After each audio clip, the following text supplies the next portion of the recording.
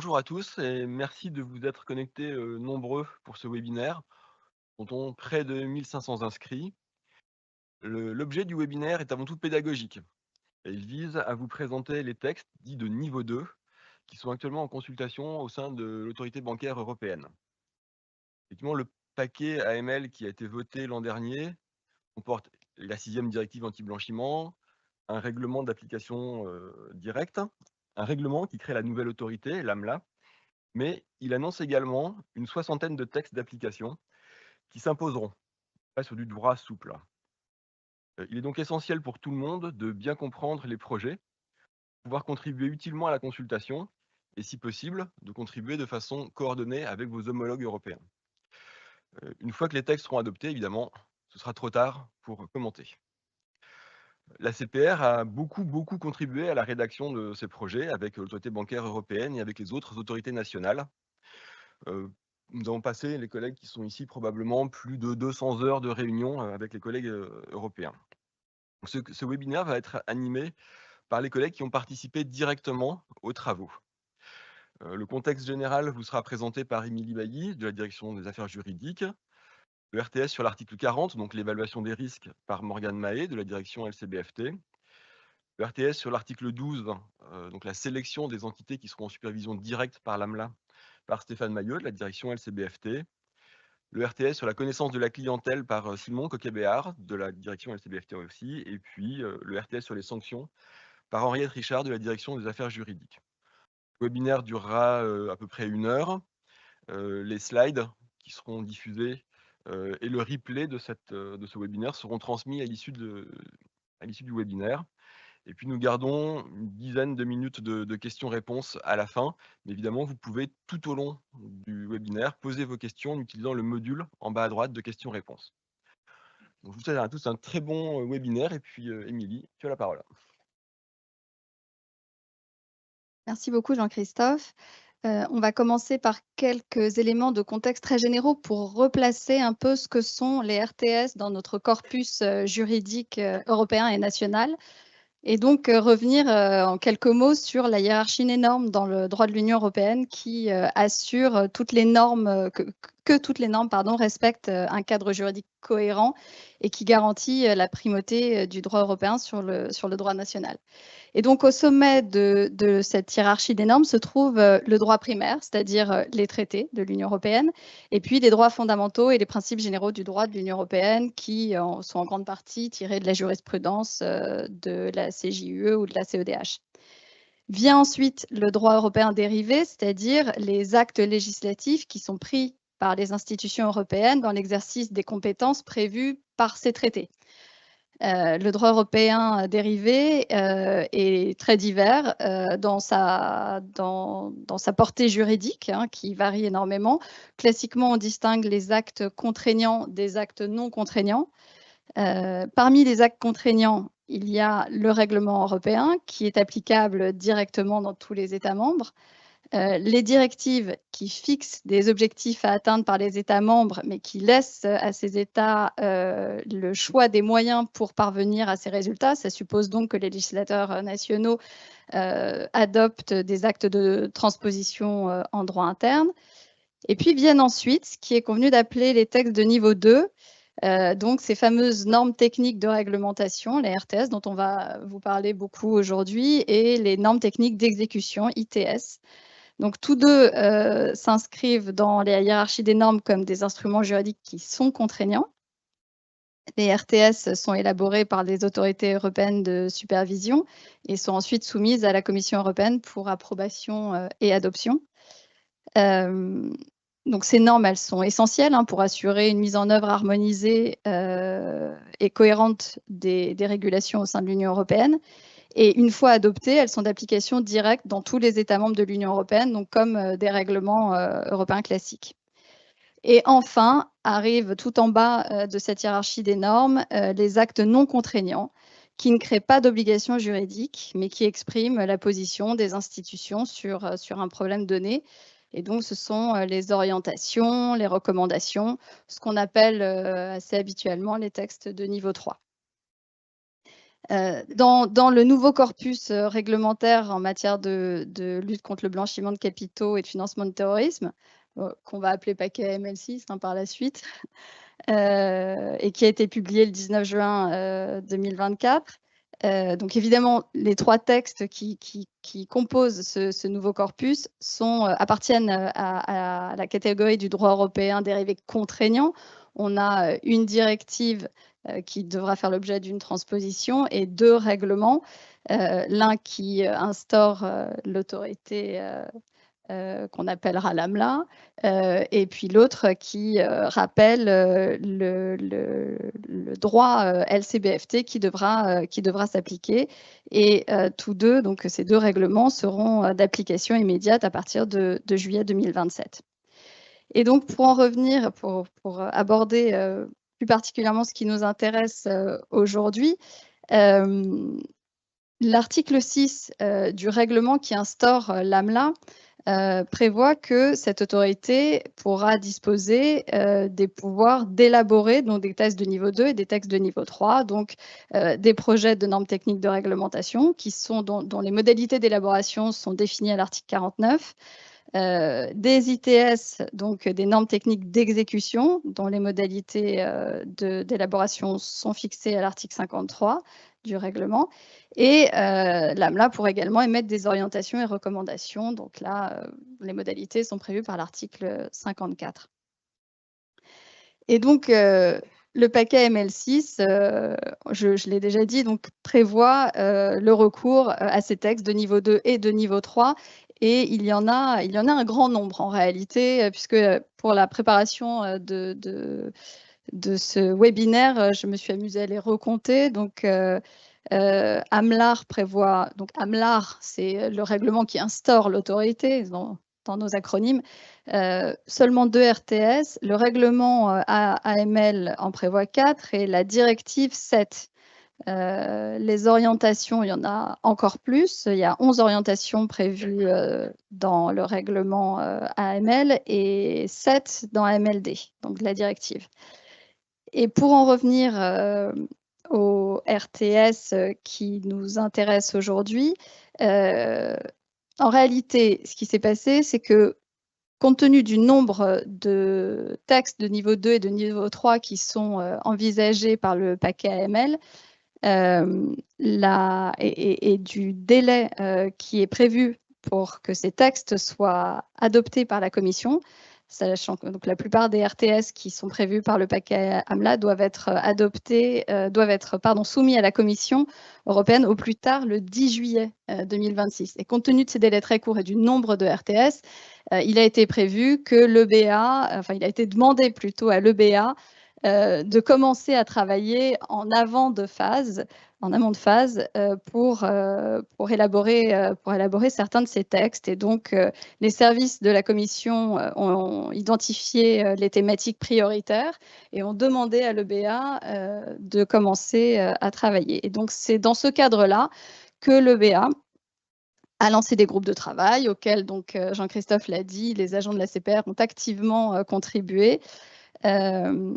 Et on a abouti à donc 4 documents qui vous ont été soumis donc dans le cadre d'une consultation publique qui se déroulera donc jusqu'au 6 juin 2025. Le processus de consultation est donc déjà bien engagé. Je crois qu'il y a une consultation, une audition publique virtuelle qui aura lieu demain. Vous aviez jusqu'à hier pour vous inscrire. Je crois que certains d'entre vous y seront et nous en sommes ravis parce qu'il est important de faire valoir vos voix. Et je m'arrête là pour laisser la parole à ceux qui vont vous parler plus en détail de ces RTS. Merci Émilie.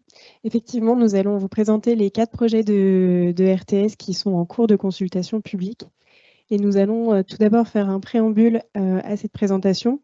En effet, l'ensemble des éléments qui vous sont présentés aujourd'hui sont valables à date de ce webinaire, donc au 9 avril, étant précisé que seules les versions finales, celles qui auront été approuvées par la Commission européenne, feront foi. Ainsi, certaines modifications par rapport à ce qui aura été présenté pourront être certaines modifications pourront être apportées au projet présenté. Je vous propose tout d'abord qu'on aborde le premier RTS de cette consultation publique, qui est le RTS prévu par l'article 40 de la 6e directive relatif à l'évaluation du profil de risque de BCFT des établissements financiers supervisés. En effet, la 6e directive prévoit que les autorités nationales compétentes mettent en place une surveillance fondée sur les risques. Pour ce faire, elle doit aligner cette surveillance au regard du profil de risque présenté par les établissements qu'elle supervise. Ainsi, cet article prévoit qu'une norme technique de réglementation, donc un RTS, puisse élaborer la méthodologie mise en place. Ce projet actuel prévoit une évaluation qui est basée sur une méthodologie européenne commune à l'ensemble des autorités de supervision et qui repose sur une collecte de données harmonisée pour l'intégralité des établissements. Cette évaluation, elle se déroulera en 3 temps. Tout d'abord, l'évaluation du risque inhérent, c'est-à-dire le risque intrinsèque présenté par chaque établissement du fait de son existence. De là, 4 catégories de données seront collectées et évaluées. Des données relatives à la clientèle, aux produits et services proposés, à la géographie et enfin aux canaux de distribution employés par l'établissement. Ce risque inhérent sera évalué selon une note allant de 1 à 4. La seconde étape de l'évaluation du profil de risque de BCFT des établissements, c'est l'évaluation de la qualité des contrôles.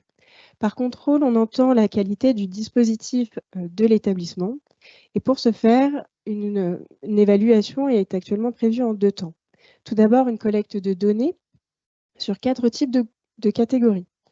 La gouvernance, l'évaluation des risques, les procédures, étant précisé que procédure est un terme très large pour couvrir autant la connaissance clientèle que la surveillance des transactions ou bien la pratique déclarative. Et enfin, une dernière catégorie relative à l'approche groupe. La qualité des contrôles fera également l'objet d'un ajustement en termes d'évaluation au regard des conclusions des activités de supervision que nous pourrons conduire en tant qu'autorité nationale compétente ou de rapports d'audit qui auront pu nous être communiqués.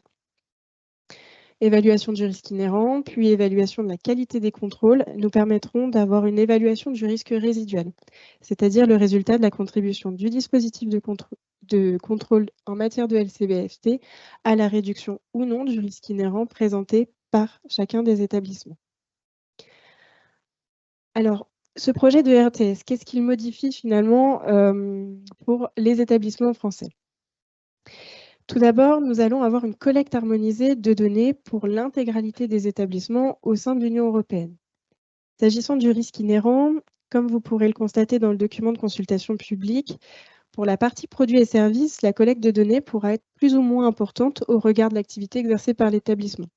En effet, un établissement qui a une activité très diversifiée, proposant beaucoup de produits et services différents, devra soumettre plus de données qu'un établissement exerçant une activité unique.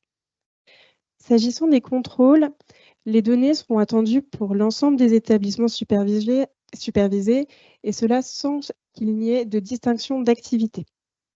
Ainsi, la conséquence principale de cette collecte de données harmonisée est qu'il faut prévoir une collecte plus importante qu'actuellement pour certains établissements, notamment pour les populations qui étaient concernées actuellement par les versions allégées du questionnaire de lutte anti-blanchiment, donc le QLB.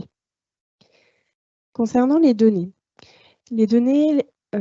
collectées sont précisées dans l'annexe du RTS que nous vous invitons à aller évidemment consulter.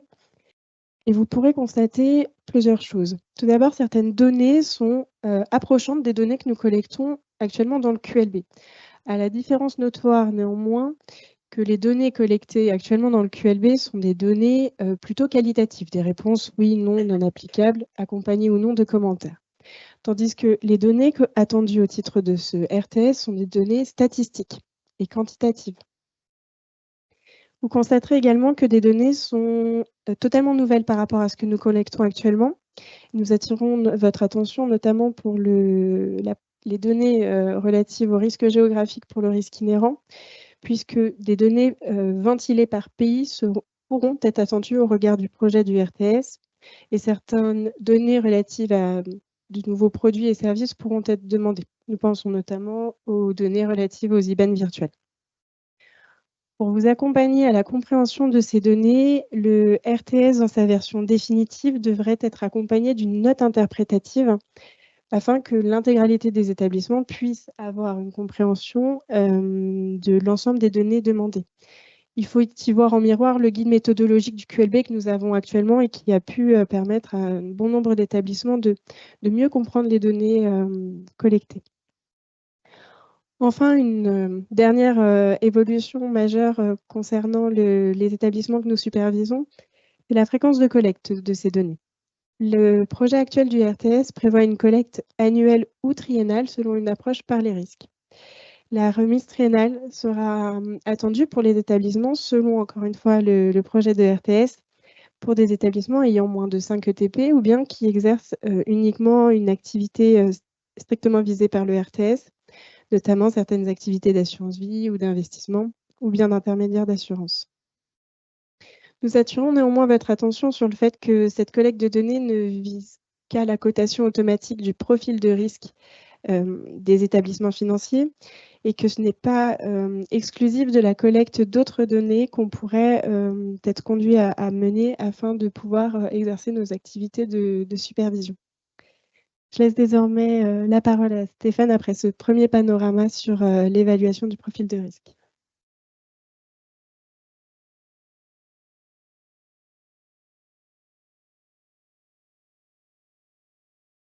Bonjour à tous. Donc merci Morgane. Quelques éléments sur un RTS qui est étroitement lié au précédent, qui est donc celui prévu par l'article 12, paragraphe 7 du règlement sur l'AMLA, et qui est donc essentiel pour identifier les entités qui seront sous la supervision directe de cette nouvelle autorité européenne. Donc il y aura une quarantaine d'établissements ou de groupes qui seront supervisés directement par l'AMLA. La sélection porte sur 2 critères. Je commencerai par le deuxième qui est indiqué sur ce diapositive, c'est-à-dire la présence d'au moins 6 États membres, y compris l'État membre d'origine, au travers non seulement de la liberté d'établissement, qui peut être des succursales, des réseaux d'agents, mais aussi, et c'est une nouveauté, de prendre en considération de manière plus marquée la libre prestation de services. Donc j'invite tous ceux qui nous écoutent à prêter attention à ce point, puisque cette éligibilité à la supervision directe par l'activité dans 6 États membres va aussi déterminer le champ de la contribution financière, donc une sorte de redevance qui sera due pour financer l'AMLA. Donc même des entités qui ne sont pas sous supervision directe, mais qui sont éligibles à la supervision directe à cause de cette activité, pourraient être concernées. D'où l'importance de ce que vous verrez à la fin de ce slide, des critères en question, notamment pour la libre prestation de services. Ensuite, le deuxième critère fixé par le règlement, c'est un profil de risque élevé. Donc, s'agissant d'élaborer, d'évaluer ce niveau de risque, la méthodologie est à peu près la même que celle que Morgane vient de vous présenter. Donc, la même approche en plusieurs étapes. Alors, il peut y avoir quelques nuances qui visent à assurer la plus grande harmonisation possible dans l'approche d'évaluation, notamment sur l'ampleur des ajustements qui peuvent être apportés au vu du jugement des superviseurs. Une précision aussi s'agissant de l'évaluation des groupes. Comme je l'ai dit, la sélection ne porte pas nécessairement sur des entités individuelles, mais sur l'ensemble d'un groupe. Donc c'est bien le groupe entier qui va faire l'objet d'une évaluation. Pour ce faire, le projet prévoit de se reposer sur l'évaluation de risque individuelle, c'est dont on vient de parler, et d'agréger, selon une certaine formule, les notes individuelles pour aboutir à une note de groupe. Et l'idée est quand même de donner davantage d'importance à la fois aux entités qui sont à risque plus élevé, qui vont davantage influencer la note du groupe, et aussi à certaines notions de taille. Donc, ce ne sera pas simplement une moyenne arithmétique de l'ensemble des entités du groupe, mais bien une formule qui va prendre en compte à la fois le niveau de risque et aussi la taille pour surpondérer en quelque sorte ces deux éléments. Okay. Un point donc aussi important, c'est cette détermination, comme je le disais au début, des critères d'activité minimale que doit exercer un établissement en libre prestation de services pour être considéré comme actif dans un État membre. Encore une fois, ça va déterminer si une entité est présente dans 6 États membres. Il y a deux critères qui sont proposés et qui sont alternatifs. L'un, c'est celui du nombre de clients qui résident dans l'État membre qu'on considère, avec un seuil fixé à 20 000 clients établis. Donc, on a commencé à tester avec certains d'entre vous cette hypothèse. Et un point positif, c'était que tous ceux, ou presque, qu'on avait interrogés avaient cette donnée assez facilement disponible. Ensuite, un autre critère, c'est la valeur des transactions entrantes et sortantes générées par les clients de cet État membre, et donc au moins 50 millions d'euros par an.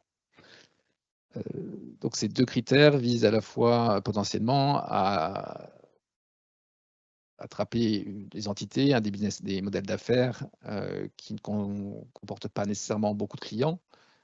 Ça peut être la banque de financement et d'investissement, par exemple, mais qui générait des flux importants. D'où l'idée de ces deux critères. Un autre critère a été envisagé, n'est pas retenu dans ce texte, c'est les actifs sous gestion. Mais on peut penser que pour avoir un certain volume d'actifs sous gestion, il faut quand même des flux entrants et sortants, et donc que cela est attrapé par ce critère. Donc voilà quelques éléments sur ces deux RTS liés, sur la méthodologie d'évaluation. On va désormais passer au RTS suivant. Je passe la parole à Simon. Bien. Merci Stéphane. Bonjour à tous. Alors, on ne détaillera pas l'ensemble des points couverts par ce RTS qui a par ailleurs vocation à s'appliquer également au secteur non financier. On se limitera ici à des éléments de portée générale qui constituent des évolutions par rapport à la réglementation actuelle. Nous vous invitons donc à consulter le projet de RTS pour prendre connaissance de l'ensemble de son contenu. Le premier rapport de ce RTS que nous souhaitions souligner ici, et que vous voyez en deuxième partie de slide, c'est l'instauration d'une période transitoire pour la mise en conformité du stock client avec les obligations du nouveau cadre européen, en l'occurrence en matière de connaissance client. L'article 22.2 du RTS prévoit donc que ces dispositions seront d'application immédiate pour toute nouvelle entrée en relation, mais instaure une période transitoire de 5 ans maximum pour la mise en conformité du stock entré en relation avec les assujettis avant le 10 juillet 2027. Alors, si je dis 5 ans maximum, c'est que par l'effet des cycles d'actualisation, qui sont notamment fixés par AMLR à 1 an pour les clients en risque élevé, une partie de ce stock devra mécaniquement être mise en conformité avant ces 5 ans. Donc, il s'agit d'une date limite. Voilà, si on passe à la slide suivante. Vous avez ici un tableau qui synthétise les éléments à collecter au titre de l'identification du client, avec à gauche le cadre instauré par MLR et à droite les apports du RTS. Donc, comme vous le voyez, le RTS vient apporter un ensemble de précisions et de définitions au terme du règlement et normer ce cadre. Ce que nous souhaitions souligner ici en termes d'évolution, pour les personnes physiques, le RTS vient confirmer le caractère désormais obligatoire du recueil des nationalités du client en toutes circonstances, y compris au titre de la vigilance simplifiée. C'était considéré comme une bonne pratique et c'est désormais une obligation. Par ailleurs, et ce n'est pas précisé dans la slide, mais il s'agit comme, selon les termes d'AMLR, du recueil de la nationalité ou du statut d'apatride ou de réfugié. Enfin, pour les personnes morales, le projet de RTS vient préciser la nécessité de collecter le nom commercial en complément de la dénomination et précise également les informations minimales à collecter au titre de la vigilance simplifiée. Voilà, alors si on passe à la slide suivante, un sujet qui va faire l'objet d'une évolution importante, c'est la vérification de l'identité et en particulier la vérification de l'identité du client à distance. Excite le cadre posé par le CMF que vous connaissez, le règlement AML en son article 22.6 pose une alternative à 2 branches. En face à face, présentation de l'original ou d'une copie certifiée conforme d'un document d'identité ou équivalent, qui est une notion définie par le RTS. ou le recours à un moyen d'identification électronique conforme au niveau de garantie soit substantiel, soit élevé, fixé par le règlement eIDAS. À distance, on a uniquement, dans le texte de la MLR, le recours à un moyen d'identification électronique de niveau substantiel ou élevé. Et pour ce qui est de l'apport du RTS sur ce point, il convient d'abord de souligner que ce dernier réaffirme bien que le recours à un moyen d'identification électronique de niveau substantiel ou élevé est la solution privilégiée et par défaut qui doit s'appliquer dans le cadre de la vérification d'identité à distance. Donc le projet de RTS ne remet pas en cause l'apport majeur du règlement AML sur ce point, mais vient toutefois y apporter une exception. Lorsqu'un moyen d'identification électronique conforme au niveau requis n'est pas disponible ou lorsqu'il ne peut raisonnablement pas être attendu qu'il le soit, les entités assujetties pourront collecter un document d'identité ou équivalent à travers une solution d'entrée en relation d'affaires à distance, obéissant à certaines caractéristiques qui sont énumérées par le RTS, que je n'ai pas précisément en tête, mais qu'elles sont toutes issues des orientations de l'ABE sur l'entrée en relation à distance actuelle. Donc on est à droit constant sur cette exception. Et il est important de souligner ici que c'est une partie du texte qui est encore susceptible d'évoluer dans la version finale, a priori plutôt dans un sens plus restrictif, puisque la portée de l'exception reste assez large ici. Mais pour faire simple, cette exception a surtout vocation à s'appliquer aux clients non résidents ou non citoyens UE, qui ne sont pas couverts par le règlement eIDAS, et au cas où aucun moyen d'identification électronique adéquat n'est techniquement disponible. Donc c'est véritablement une exception à la règle par défaut. Si on passe à la slide suivante, une nouvelle évolution par rapport au cadre actuel apporté par le règlement AML et confirmé par le projet de RTS, c'est l'impossibilité de vérifier l'identité du bénéficiaire effectif par la consultation du registre central des BE. C'est un apport du règlement AML et le projet de RTS vient confirmer que cette règle s'applique également aux situations de vigilance simplifiée. Donc à noter tout de même, comme vous le voyez sur la slide, que les moyens d'identification retenus sont tout de même assez larges, avec la notion de source fiable qui est évaluée par l'assujetti. Et pour la vigilance simplifiée, elles vont même expressément jusqu'à la simple recherche Internet. Et, autre apport que vous pouvez voir au bas de la slide et qui concerne cette fois l'identification et la vérification d'identité dans le cadre de l'utilisation d'IBAN virtuel. Dans cette situation, donc le projet de RTS vient préciser le règlement en introduisant une obligation pour l'établissement de crédit ou l'établissement financier qui met à disposition un IBAN virtuel dont il n'est pas l'émetteur, de collecter les éléments d'identification et de vérification de l'identité du client qui utilise cet IBAN afin de les mettre à disposition de l'émetteur. Donc je précise que sur le sujet des IBAN virtuels, c'est un des points sur lesquels le BA recherche les contributions tout particulièrement. Enfin, si on passe à la dernière slide, concernant la compréhension de la structure de propriété du client, le projet de RTS vient vraiment étendre le cadre actuel avec deux apports.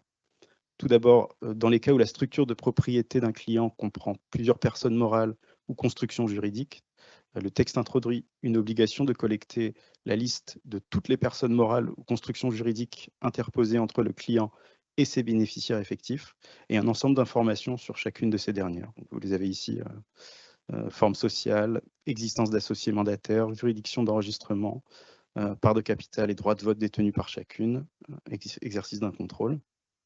Et enfin, le projet de RTS définit la notion de structure complexe.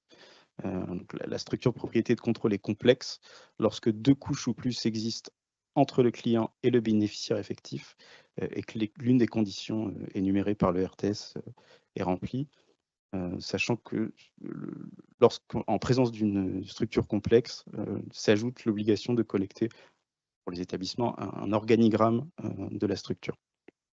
Donc voilà pour les éléments que nous souhaitions souligner sur ce RTS.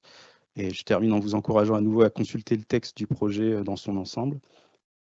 Et je passe la parole à Henriette. Alors, je vais vous présenter le projet de RTS prévu à l'article 53 de la 6e directive, donc relatif aux sanctions. Donc, contrairement au RTS précédent, ce projet de RTS s'imposera avant tout aux superviseurs.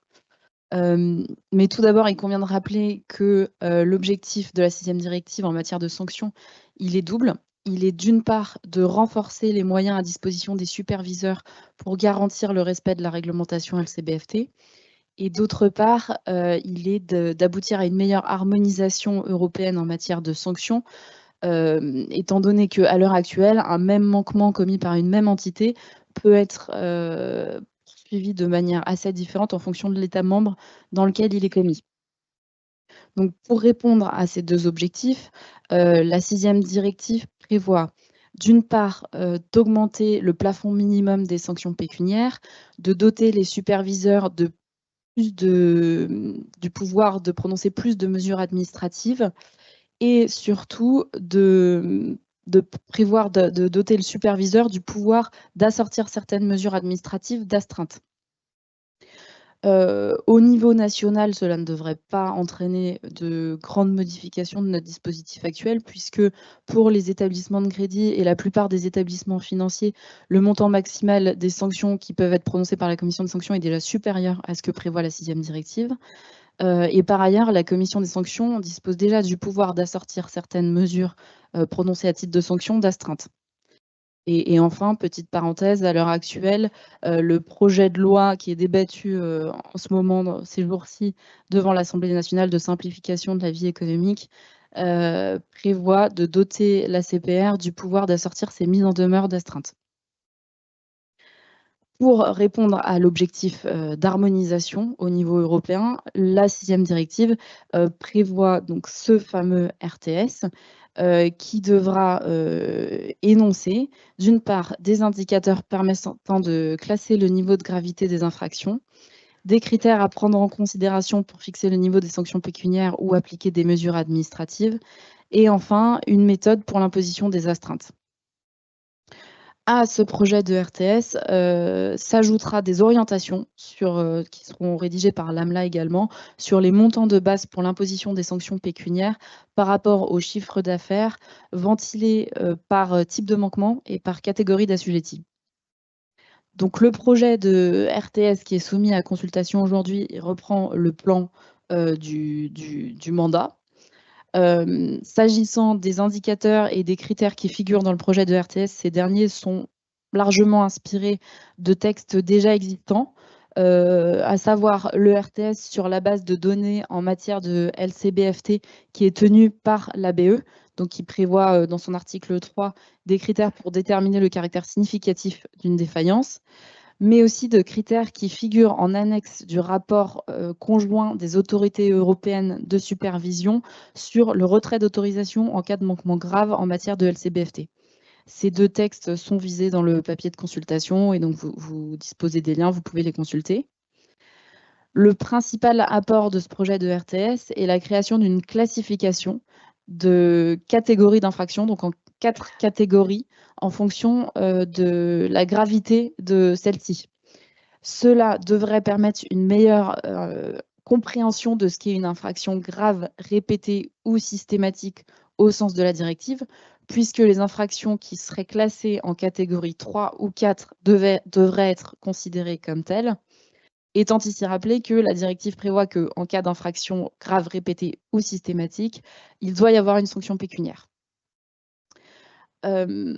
Pour les critères à prendre en considération pour appliquer les mesures administratives, le projet de RTS a fait le choix de se contenter de viser des critères pour 3 mesures administratives seulement, qui sont les mesures administratives les plus lourdes, à savoir la restriction ou limitation de l'activité économique des opérations ou du réseau des établissements ou la cessation d'activité, le retrait ou la suspension de l'agrément et le changement dans la structure de gouvernance. Il convient de souligner que le projet de RTS a tenté d'accorder une attention particulière aux personnes physiques qui ne sont pas des entités assujetties, mais qui exercent des fonctions au sein de personnes morales assujetties.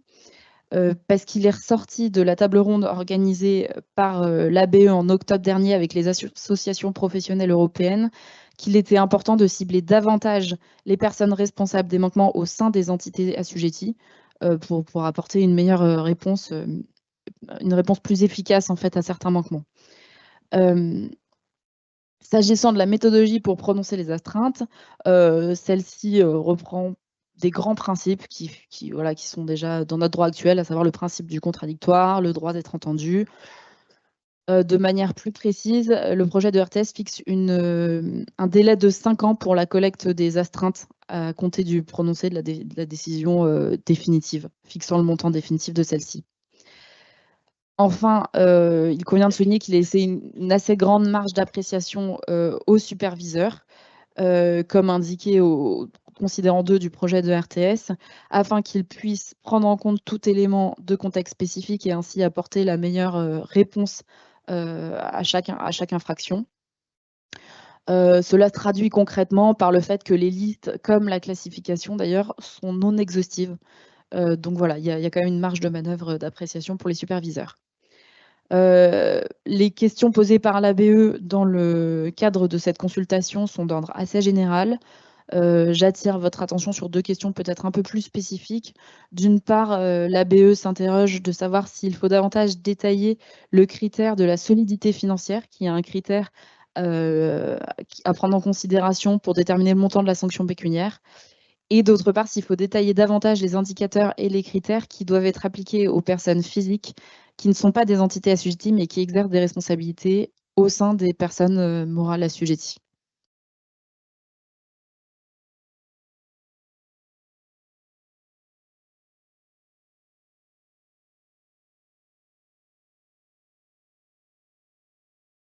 Beaucoup à tous pour ces présentations, je pense très, très claires et qui sont censées vous aider à bien comprendre à la fois le contenu des projets, les enjeux, et puis à vous aider dans la contribution aux consultations publiques.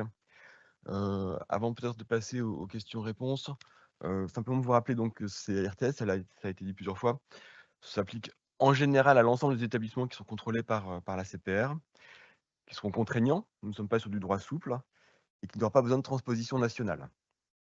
C'est donc évidemment maintenant le bon moment pour pouvoir contribuer, faire passer vos propositions avec des éléments les plus factuels et les plus chiffrés possibles. Je pense que c'est important pour la qualité de la consultation. Et puis évidemment, là, on a parlé des 4 premiers RTS. Pour les autres, nous n'organisons pas nécessairement un webinaire comme celui-ci, mais vos représentants, donc les associations, les fédérations professionnelles, seront évidemment toujours tenus au courant dans le cadre de la commission consultative lutte anti-blanchiment qui est organisée à la CPR.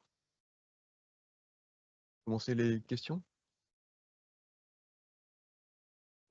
Oui, bonjour. Donc, concernant le RTS lié au profil de risque, il y a toute une série de questions qui concernent d'abord la collecte de données et donc les échéances qui vont être appliquées à cette collecte de données. Ensuite, il y a aussi la question de l'articulation entre les remises LCBFT actuelles françaises et les remises qui vont être imposées dans le cadre de la mise en œuvre du RTS. Et aussi donc leur articulation, donc le maintien des remises précédentes et le périmètre de ces remises aussi. Quelles sont les entités couvertes, les têtes de groupe, les types d'activités. C'est une réponse à 2 voix, Stéphane et Morgane. Oui, donc merci pour effectivement cette question. Donc, en termes de chronologie, donc c'est le règlement soumis à consultation jusqu'au 6 juin sera ensuite transmis en octobre hein, par le BA.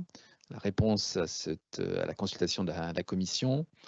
Et donc, l'idée, c'est que ça puisse être adopté en fin d'année, en début d'année prochaine.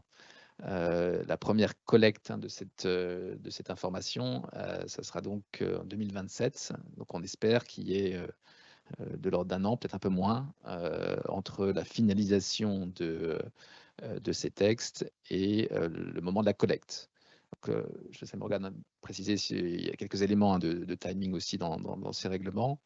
Mais voilà, c'est un petit peu l'horizon de temps. Donc, ce n'est pas immédiat. Ensuite, l'articulation avec nos propres collectes. Comme l'a dit Morgane, ça a vocation à se substituer en partie à ce qu'on collecte. Donc bien sûr, pour les données quasi identiques, on ne va pas faire 2 collectes différentes. On verra ensuite, hein, en fonction du texte final, comment adapter nos propres collectes. En revanche, il est possible que certaines informations, on en a encore besoin à des fins de supervision, indépendamment de cette évaluation des risques. C'est une discussion qu'on aura, notamment avec la commission consultative LCBFT, hein, sur ces éléments. Il se peut par exemple, hein, que si des domaines comme l'importance d'une activité qui parfois détermine le caractère du contrôle, on a besoin de collecte. Certains reportings peuvent être aussi nécessaires, comme les correspondants TRACFIN, comme les problèmes en matière de complétude des messages de paiement. Alors, il y a un certain nombre de collectes qui sont tout à fait indépendantes de l'évaluation des risques et qui ont vocation à continuer. De la manière que la CPR collecte des informations sur le contrôle interne, par exemple le RACI, rapport du contrôle interne, et à chercher dans le dernier QLB à standardiser un petit peu les informations sur le contrôle interne, et la CPR continuera à avoir besoin d'un certain nombre d'informations. Je pense que j'ai couvert l'essentiel. Je sais pas, Morgane, si peut-être d'autres éléments sur la... Non, pas nécessairement plus qu'indiqué par Stéphane. L'idée, c'était effectivement une collecte de données potentiellement sur l'exercice 2026. Nous avons bien en tête que la mise en place de nouvelles collectes peut entraîner un coût auprès des établissements en termes de mise en place de scénarios pour la collecte. C'est pour ça que nous essayons aussi d'utiliser le biais de la commission consultative LCBFT pour tenir informés les fédérations professionnelles et engager aussi ce travail de collecte à venir avec la classe.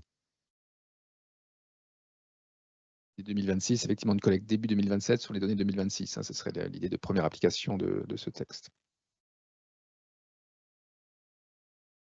Collecte des données, il y a une question aussi sur le format de la remise de ces données. Question assez technique. Sur le format de la collecte des données, comme indiqué, ce sont essentiellement des données statistiques. Le mandat du Call for Advice de la Commission européenne ne précise pas, ne va pas jusqu'à imposer un modèle de collecte des données. Il faut s'attendre quand même à un format de reporting plutôt similaire au QLB qu'on a actuellement, avec évidemment l'intégration de taxonomie adéquate pour la collecte des données. Mais ça encore, ce sont des discussions qu'il faudra avoir lorsque nous aurons le RTS définitif en main. Sauf erreur, une question qui se pose bien sûr, c'est collecte par les superviseurs ou outils de collecte aussi coordonnés par l'AMLA, ce qui est de mémoire une possibilité offerte, hein, par le règlement sur l'AMLA, hein, qui pourrait aussi envisager un outil harmonisé de collecte. Voilà, ces discussions n'ont pas encore eu lieu. Hein. L'AMLA vient d'être créée, elle a eu un staff d'une 20aine de personnes, un comité exécutif qui sera effectivement confirmé sans doute début juin. Donc voilà, c'est des décisions qui ne sont pas encore prises.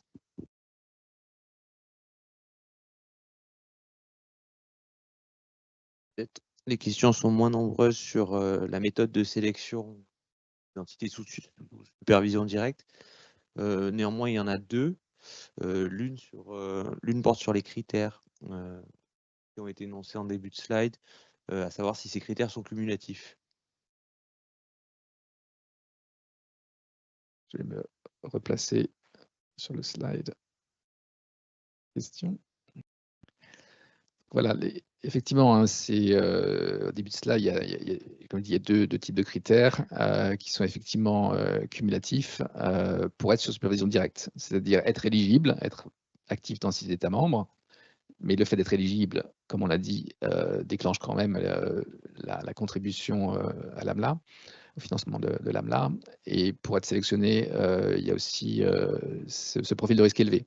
Il y a aussi une petite note de bas de page qui explique un petit peu que l'idée d'avoir 40 entités, vous avez vu que la gradation des notes est plutôt en 4 crans. On pourrait très bien imaginer qu'il y ait plus de 40 entités. Donc il y a différents mécanismes. Déjà, il est possible que l'AMLA choisisse plus que 40, hein, il y a une certaine flexibilité. Si l'AMLA juge avoir suffisamment de moyens pour en superviser plus que 40, il peut y en avoir plus. Et puis après, il y a différents critères par ordre de priorité qui s'appliquent, qui de mémoire vont notamment tenir compte de la présence d'un plus grand nombre d'États membres et aussi des flux transfrontaliers. Il y a, je crois, les deux grandes notions qui vont jouer si l'AMLA estime qu'il y a eu donc plus d'entités à risque élevé que les capacités de supervision, hein, donc plus de 40.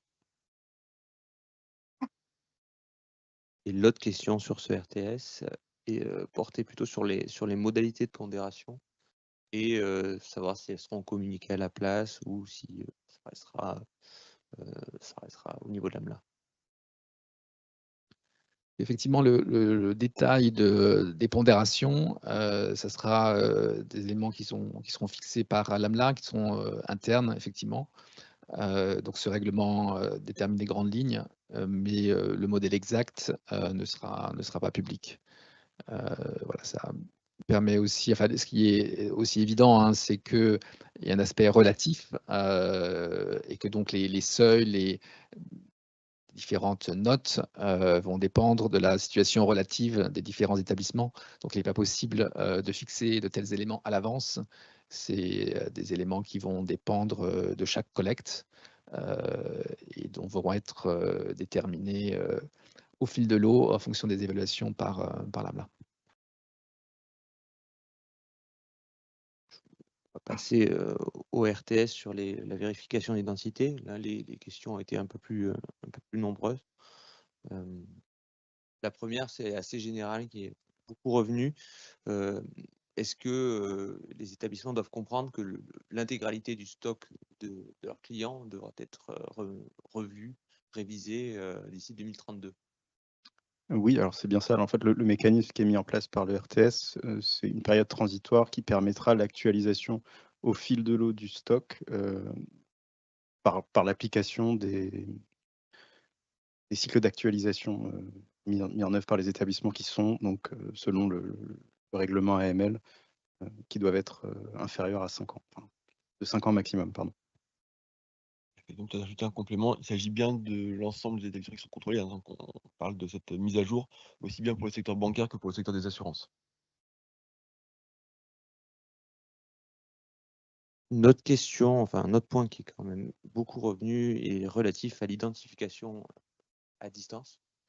Donc peut-être tout d'abord repréciser le point et ensuite on a des questions un peu plus précises s'agissant de l'articulation avec le cadre législatif français sur l'entrée en relation à distance. Est-ce que le contenu du RTS supprimera le cadre existant? Est-ce que vous avez des informations sur le sujet? Eh ben oui, enfin, il est d'application directe et il s'y substituera à sa date d'entrée en vigueur, oui. C'est peut-être un commentaire général, mais je te laisserai compléter, Émilie. Il y aura un travail de transposition du paquet AML et notamment beaucoup de transpositions négatives, c'est-à-dire retirer du droit français actuel des choses qui seront demain éditées par la réglementation européenne. Oui, mais c'est exactement ce que j'allais dire. Il y a effectivement un travail de transposition positive de la directive, mais pour tout ce qui est règlement, y compris les RTS et ITS, mais même si on n'y est pas encore, effectivement, il faudra faire un toilettage et c'est ce que nous, on appelle dans notre jargon la transposition négative. Donc, je répète ce que tu viens de dire. C'est aussi donc une raison d'insister sur l'importance de la consultation s'il y a des éléments que vous jugez peu clairs, pas applicables, peu faisables. Voilà, c'est le moment de le dire. Ce n'est pas à cette phase de transposition négative.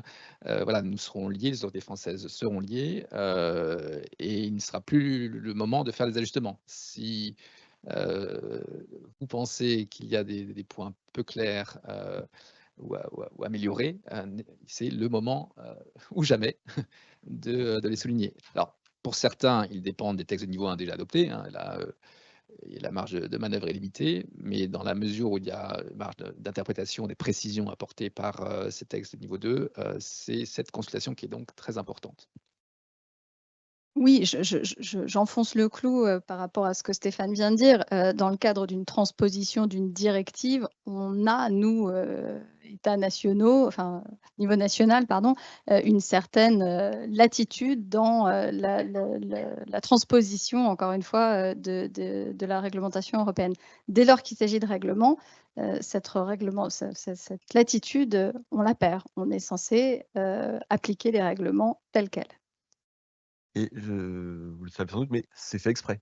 C'est-à-dire que c'est bien la conclusion du post-mortem de la commission à la fin des années 2010, début des années 2020, de considérer que précisément les différentes transpositions nationales des directives étaient suffisamment éloignées les unes des autres, plus ou moins précises, que la décision a été prise de prendre un règlement cette fois-ci. Donc c'est tout à fait on purpose. Toujours sur la vérification d'identité. Donc, on voit que le RTS demande de recueillir le numéro de carte d'identité des bénéficiaires effectifs. Et donc, on avait des questions sur l'articulation de cette obligation avec la vérification d'identité par tout moyen. Ça me pose une réponse, c'est-à-dire que la possibilité de collecter l'identité par tout moyen ou de vérifier l'identité par tout moyen qui est aujourd'hui dans le droit français disparaîtra avec l'entrée en vigueur du règlement et on devra appliquer l'une des deux mesures qui ont été présentées par Simon.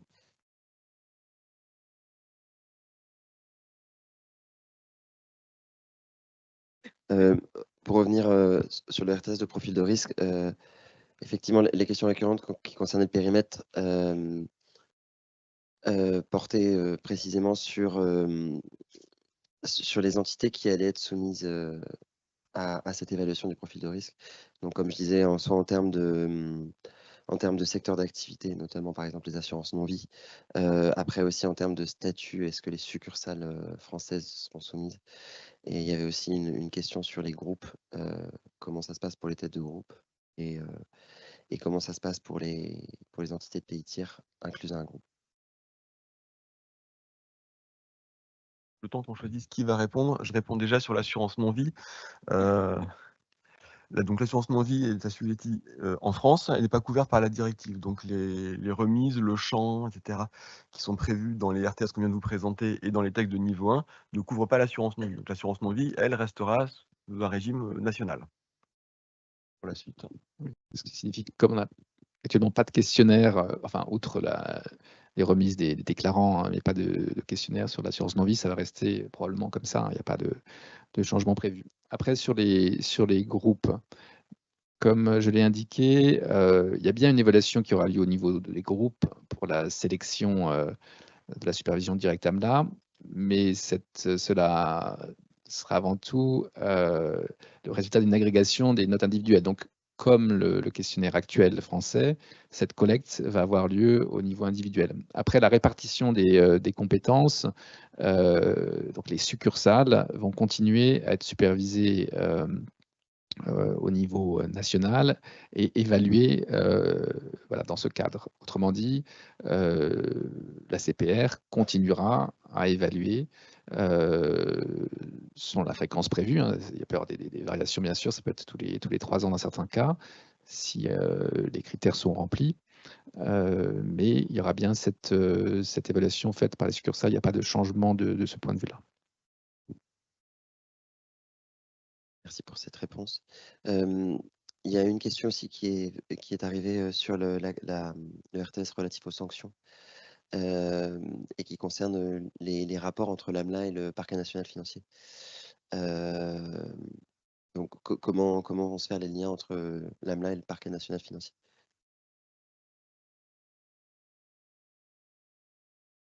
Alors, je ne sais pas si c'est véritablement lié au RTS sanctions. Là, c'est plus la coopération entre autorités qui est organisée par la directive. Il y a effectivement des possibilités de coopération qui sont prévues. Donc, qui ne changent pas tellement par rapport à ce qui existe déjà aujourd'hui. C'est-à-dire que nous aurons la possibilité, voire même le devoir, d'informer le parquet de la découverte d'éventuels manquements qui pourraient être caractérisés pénalement. Et inversement, le parquet peut nous solliciter dans le cadre de réquisition judiciaire pour un certain nombre d'informations. J'ajouterais juste que un des indicateurs relatifs à la gravité des manquements, c'est si le manquement a permis la commission d'une infraction. Donc si on a été informé que voilà, une activité criminelle a pu être menée du fait d'un défaut de vigilance d'un établissement de crédit ou financier. Mais cette question était arrivée à ce moment-là, c'est pour ça que je me suis permis de faire le lien avec. Il n'y avait pas d'autres questions à notre connaissance. Bien. Merci donc à tous, merci à nos participants qui ont fait ces explications très claires sur les 4 RTS. Donc merci à tous. Donc je vous rappelle les slides que vous avez vus et puis le replay seront envoyés à toutes les personnes qui se sont inscrites pour ce webinaire. Et puis je vous invite à aller regarder les textes qui sont en consultation et puis évidemment d'y répondre. Merci à tous.